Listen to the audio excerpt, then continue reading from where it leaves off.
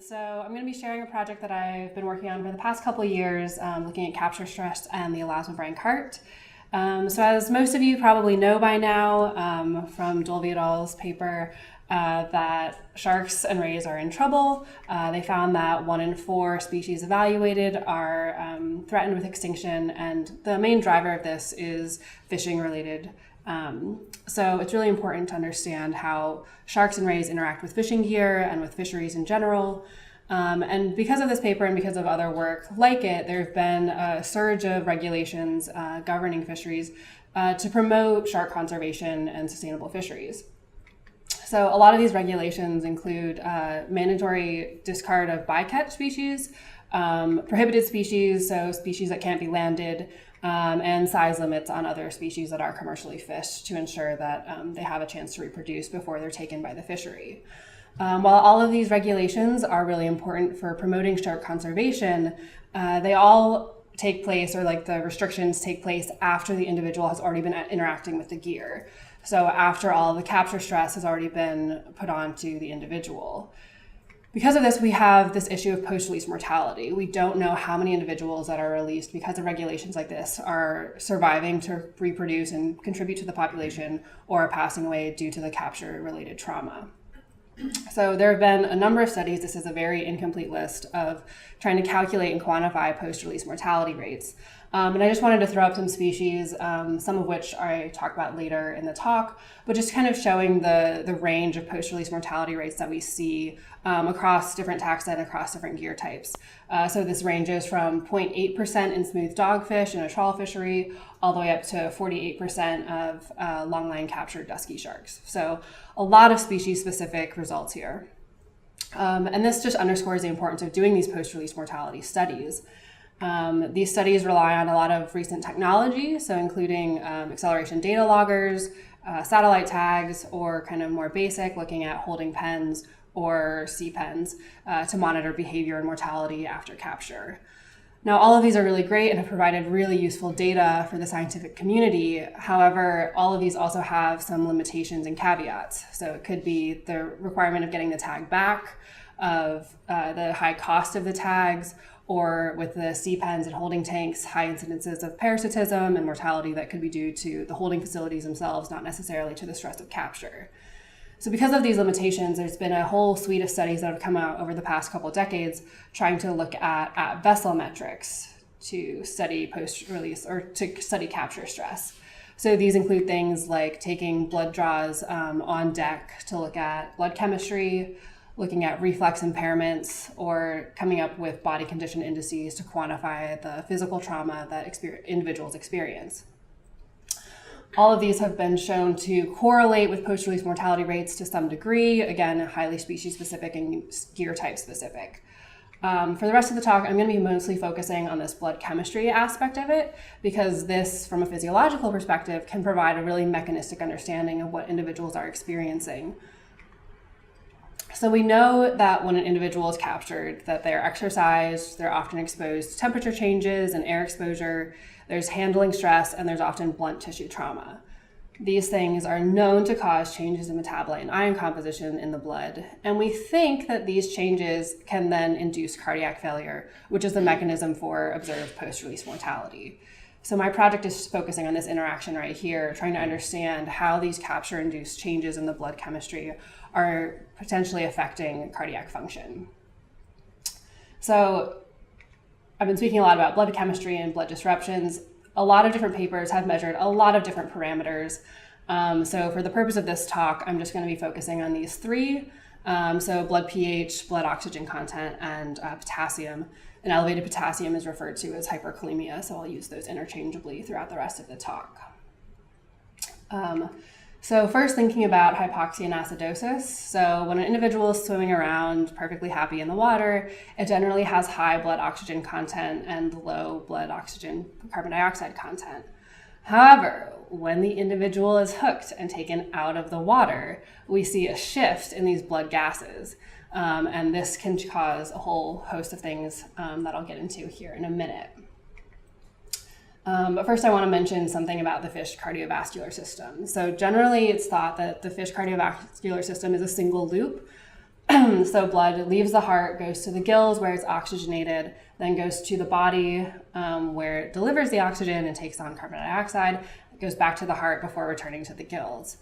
In some species of fish, including most sharks, there's also a little bit of blood that comes from the gills back to the heart. So this is like a little bit more similar to like the human anatomy aspect of it. And this is because there are two different kinds of heart tissue. So there's the smooth myocardium, which is using that blood that comes straight from the gills. It's using that highly oxygenated blood. And then something called the spongy myocardium, which is, as you can see by the picture, a lot more broken up and piecemeal. And this only relies on the blood that's coming back from the body for its oxygen source. So it's spongy enough that as the blood's moving through it, what little oxygen is left in the blood after going through the body can diffuse into the cells. So taking that a step further, we have the smooth and the spongy myocardium, and they're getting different amounts of oxygen and carbon dioxide in the blood that's providing them with their oxygen that they use while contracting and relaxing.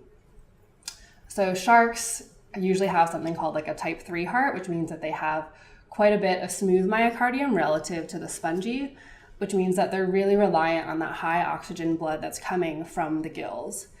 When an animal is air exposed or isn't able to move around for a ram ventilating species and get the water flow over the gills like it's used to, like what happens during a capture event, we see changes in the oxygen content of the blood that's being delivered to these different parts of the heart.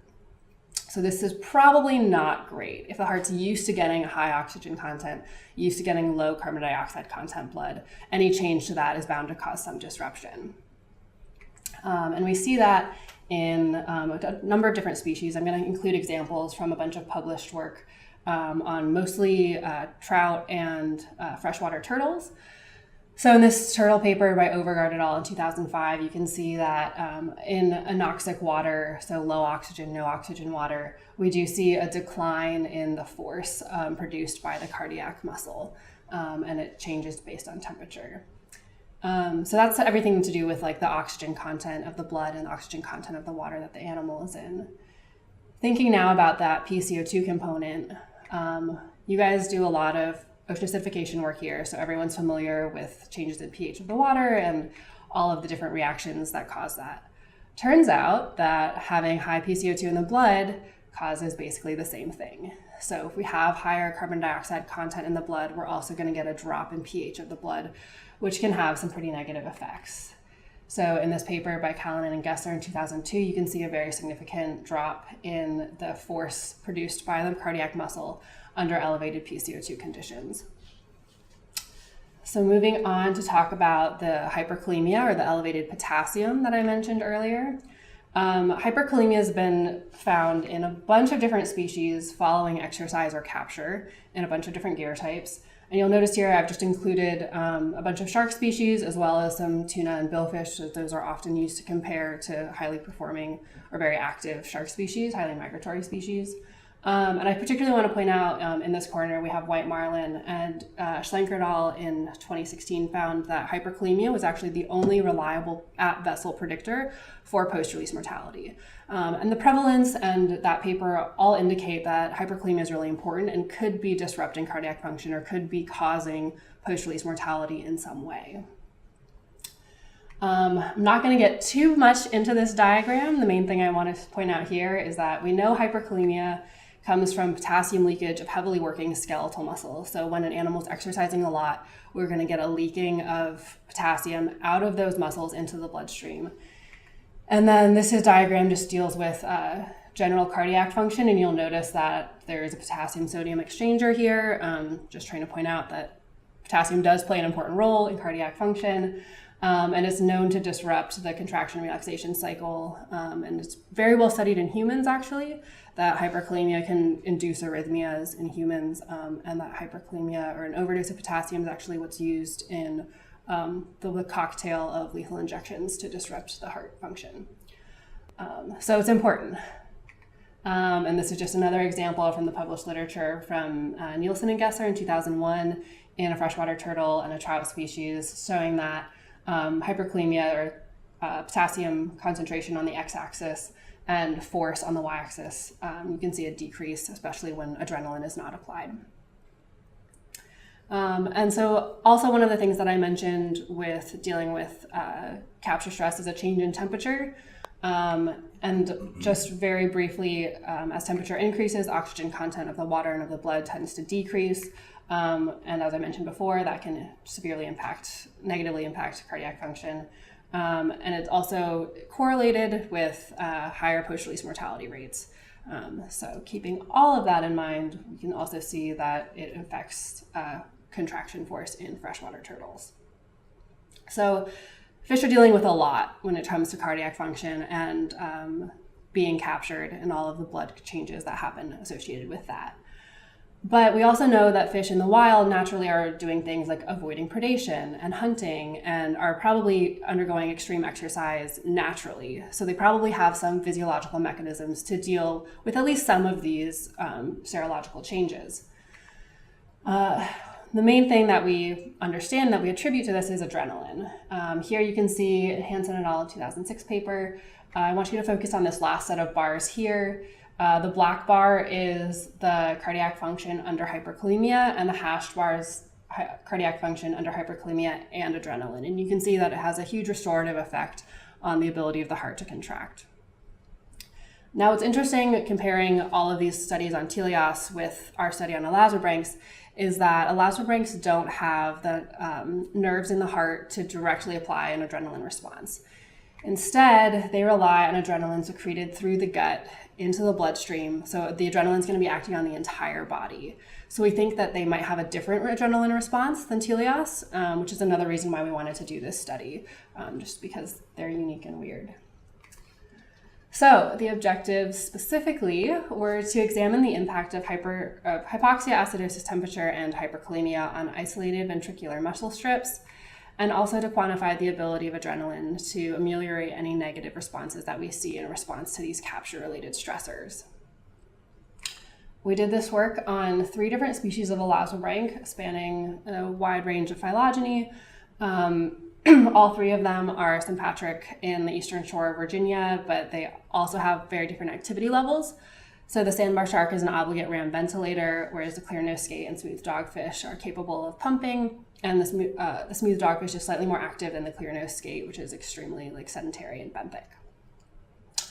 All individuals were euthanized via an overdose of sodium pentobarbital, and the heart was immediately dissected out and cut into 1 millimeter by 1 millimeter strips. And then those strips were mounted in a custom-built rig where they were attached to force transducers, submerged in a bath that we manipulated the chemistry of to simulate blood and the changes in the blood that we see under capture. And then we applied a weak electrical force to simulate contraction. And I have a couple of videos.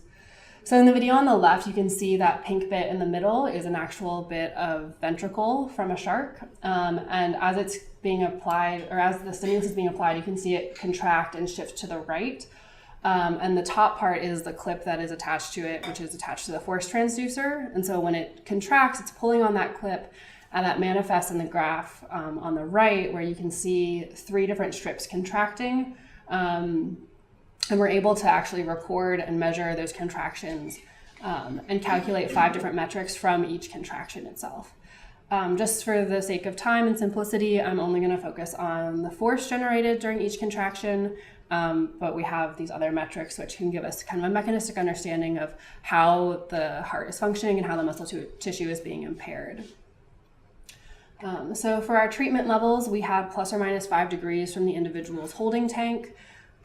Within those temperature treatments, we had 2 different gas mixtures. So one being pure oxygen, trying to simulate kind of what's going on normally with high oxygen content in the blood, and the other one being a CO2 air gas mixture. So this is using about a 20 to 30% oxygen partial pressure compared to the full oxygen treatment, and an elevated carbon dioxide level to kind of get that acidosis. We also included 3 different dose levels within each of those treatments. So the control is just measuring contractions without any addition to the Ringer solution or to the blood bath. And then we added extra potassium to see how that impacted cardiac function, and then added adrenaline after that to see if it ameliorated any negative impacts. And we tested at least 8 individuals of each species at each one of these different treatment levels. So obviously that's a lot of different treatments. So for our data analysis, we used a mixed effects model with 3 different fixed categorical variables and then strip nested within ID because we had up to 16 different strips coming from one individual, and that was our random variable. So for our results, I had handpicked a few different graphs showing different things. I'm not gonna cover all of the different treatments because that gets very redundant very quickly. But one of the most exciting things that we found here was looking at the impact of hyperkalemia on the contraction force from these 3 different species. And you'll notice all 3 exhibited a slight decrease in force under hyperkalemia, though only within the sandbar shark was as significant. So this suggests that sandbar sharks are most sensitive to hyperkalemia. However, when we added on the additional stressor of the hypoxia and elevated PCO2, we actually see something completely different. So here, the smooth dogfish and clearnose skate seem to be more sensitive to that hyperkalemia when it's combined with these additional stressors. And the sandbar shark actually increased in force when we applied the mixed gas treatment. So this is not entirely unprecedented. There's been some published studies showing that acidosis can actually increase twitch force for a short duration. You can see on the graph on the right that it increases around 10 minutes and then continues to decrease once the stimulus has been applied or the stressor has been applied for over 30 minutes. So this still needs to be looked into to understand exactly the mechanisms of what's going on in terms of calcium moving in and out of the cells, but it is interesting to note the different responses between the sandbar shark and the other 2 species. We are also looking at potassium and the ability of the cardiac muscle to contract rapidly. So on the x-axis here, you have the frequency of contraction, so the frequency at which we apply that electrical stimulus to get the muscle cell to contract. And it ranges from 0.2, which was our control value, all the way up to 2 hertz, so contracting or being stimulated twice per second.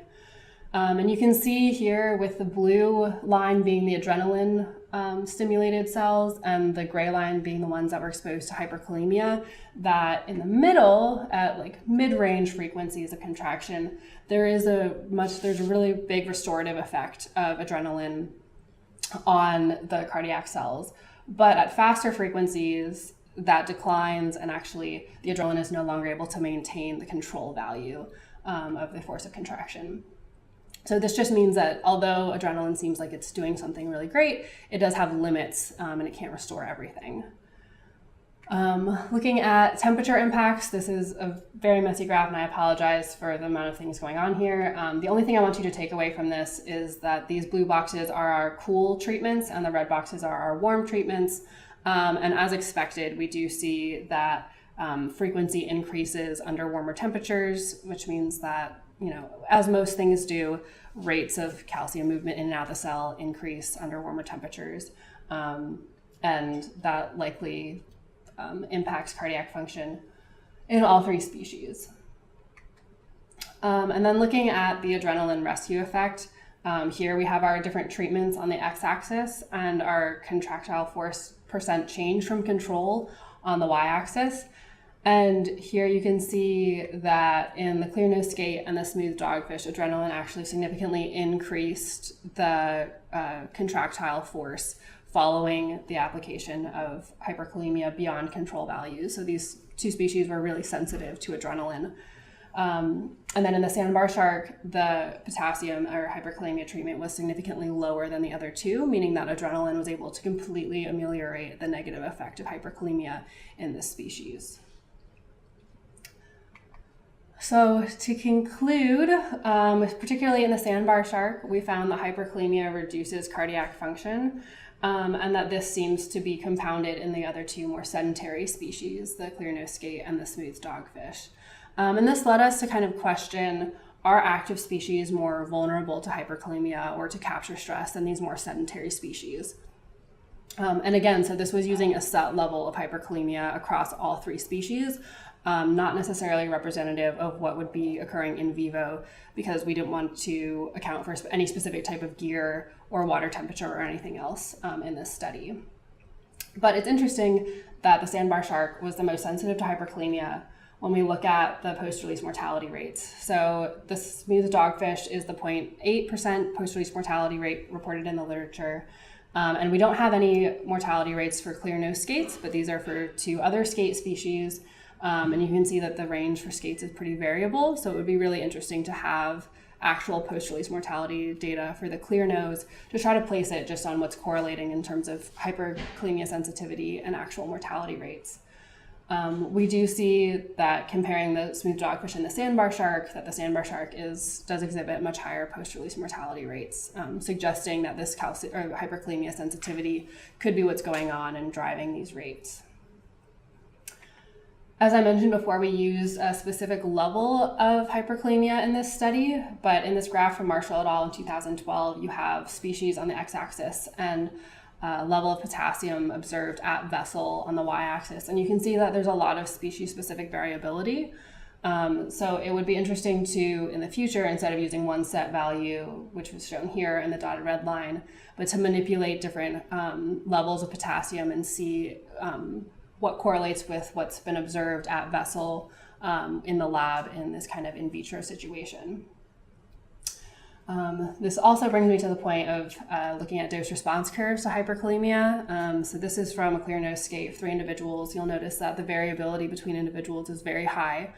So take this with a grain of salt. But again, here's the value that we were using here, just over 7.4 millimolar. And you can see that you're not seeing really big impairments until about 10 millimolar, which means that if in clearnose skates after capture, you're getting values that are much higher than the value used in this study, that we might actually see higher impairments in cardiac function with elevated hyperkalemia. But it's not all doom and gloom. We did find evidence of an adrenaline rescue effect. And this is really important for informing post-release studies. So a lot of studies, like all the ones I mentioned earlier in the talk, are measuring hyperkalemia. They're measuring all of these different ions in the blood, but none of them are measuring adrenaline. Adrenaline is very difficult to measure because it degrades very quickly in light. But we think that it's important to consider that when you're doing these at-vessel studies, because even if a species exhibits high levels of hyperkalemia or high levels of acidosis, if they're able to invoke a strong adrenaline response, that might not actually be that detrimental. And that kind of gives me my last point that I kind of wanted to wrap up with is why study physiology in the service of fishery science in general. We know that environmental and anthropogenic stressors can impact physiological systems such as the cardiorespiratory system. And we know that impairments to these systems can have population level responses, impeding growth, movement, and survival. While a lot of fisheries managers are only interested in quantifying these metrics and getting hard numbers for these metrics, I'm arguing that in order to make accurate predictions as to how these things are changing under fishing pressure or under climate change, we really need to be understanding what's going on between the individual and their environment and the individual and their stressors. So just kind of summing up why I study physiology, it gets us a little bit closer to causation.